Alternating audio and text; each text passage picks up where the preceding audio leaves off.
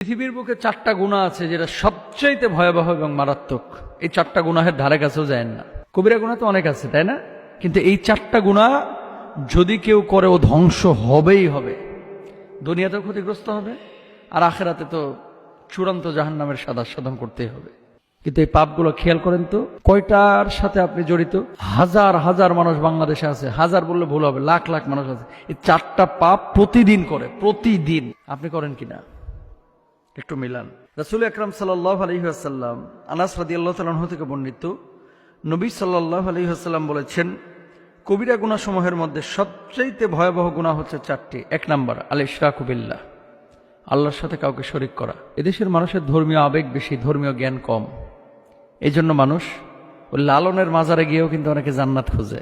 অনেক মাজারে গিয়ে, যেখানে নামাজ নাই, রোজা নাই, যেখানে ফরজ বিধিবিধানগুলোকে ঠিকমতো আদায় করা হয় না, যেখানে নেশা চলে, এরকম জায়গায় যায় সেজদায় লুটায় পড়ে এই মানুষগুলো জান্নাত খোঁজে। কপালটা বানিয়েছেন আল্লাহ, তার সেজদা দিব সেই আল্লাহ সুবহানাহু ওয়া তাআলাকে। মানুষকে অনেকে সেজদা দেয় জানেন? অনেক মানুষ আছে বিভিন্ন মাজারে কবরে সেজদা দেয়। পৃথিবীর কোনো মানুষকে সেজদা দিতে পারে না, এটা হারাম, এটা নিষিদ্ধ।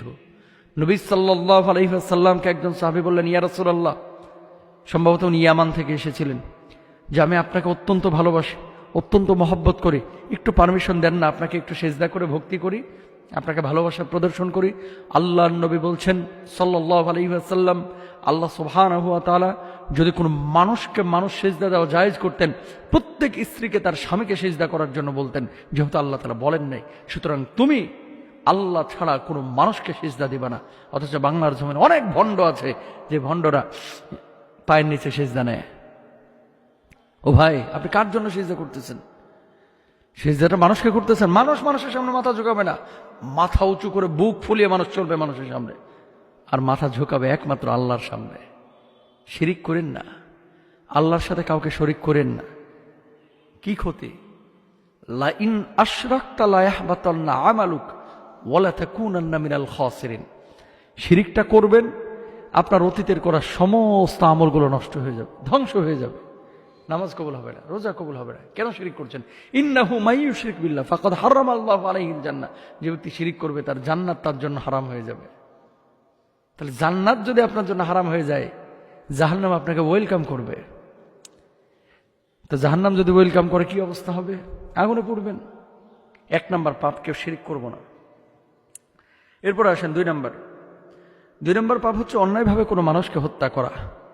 এটা হচ্ছে পৃথিবীর বুকে নিকৃষ্ট গুনাহের মধ্যে চূড়ান্ত নিকৃষ্ট গুনাহ। ওমান ইয়াকতুল মুমিনান মুতাআম্মিদান ফাজাযাউহু জাহান্নামু খালিদান ফিহা ওয়া গাদিবাল্লাহু আলাইহি ওয়া লানাহু ওয়া আদরাহু আযাবান আযীমা আযাবান মুহিনা। আল্লাহ সুবহানাহু ওয়া তাআলা কুরআনুল কারীমে বলেছেন, অন্যায়ভাবে কেউ কোনো মুমিনকে হত্যা করলো, কোনো মানুষকে হত্যা করলো, কোনো জীবকে হত্যা করলো, সে যেন গোটা পৃথিবীর মানুষকে হত্যা করে ফেললো। আল্লাহর লানত তার উপরে, আল্লাহর গজব তার উপরে, আল্লাহর আযাব তার উপরে, আল্লাহর ক্রোধ তার উপরে। চূড়ান্তভাবে, স্থায়ীভাবে সে তার আবাসকে তার আবাসস্থল জাহান্নামকে বানিয়ে নিল। তারপরে জান্নাত নিষিদ্ধ হয়ে যায়।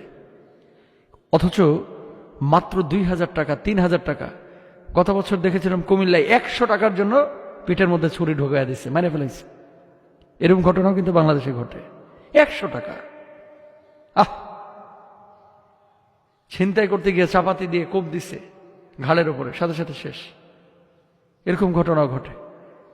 মানুষকে হত্যা করবেন, মাপ পাবেন না। 2 নাম্বার গেল, কোনো মানুষকে হত্যা করব না আমরা। 3 নাম্বার হচ্ছে বাপ মাকে কষ্ট দেওয়া। আল আক্ক, পিতামাতার অবাধ্য সন্তান যারা বাপ মাকে কষ্ট দেয়, এটা কবিরা গুনাহের মধ্যে চূড়ান্ত কবিরা গুনাহ। এই বাপ মারে কষ্ট দিয়েন না। 4 নাম্বার, মিথ্যা বলা এবং মিথ্যা সাক্ষী দেওয়া। এটা আমাদের বাংলাদেশে একেবারে মাশাআল্লাহ কিছু মিথ্যুক আছে, গুছায় মিথ্যা কথা বলাই এক্সপার্ট, মিথ্যার উপরে অনার্স করেছে, এরকম একটা ভাবসাব। মিথ্যা কথাগুলো যখন বলে মানুষ ধোকার মধ্যে পড়ে যায়। আসলে সত্য বলতেছে না মিথ্যা বলতেছে, তারতম্য করতে পারে না। গত 16 বছরে এরকম অনেক ঘটনা ঘটেছে। আমরা দেখেছি এমন কিছু লিডার ছিলেন, এত সুন্দর করে গুছিয়ে মিথ্যা কথা বলতেন যেন মনে হতো গতকালকে রাত্রেই জান্নাত থেকে পালায় আসছে। এরকম একটা ভাবসাব ছিল। আল্লাহ বিচার করেছে, আস-সিদকু ইউনজি ওয়াল কিযবু ইউহলিক। সত্য মানুষকে মুক্তি দেয়, মিথ্যা মানুষকে ধ্বংস করে। কখনো মিথ্যার ধারে কাছে যাবেন না। আল্লাহ বুঝদান করুক।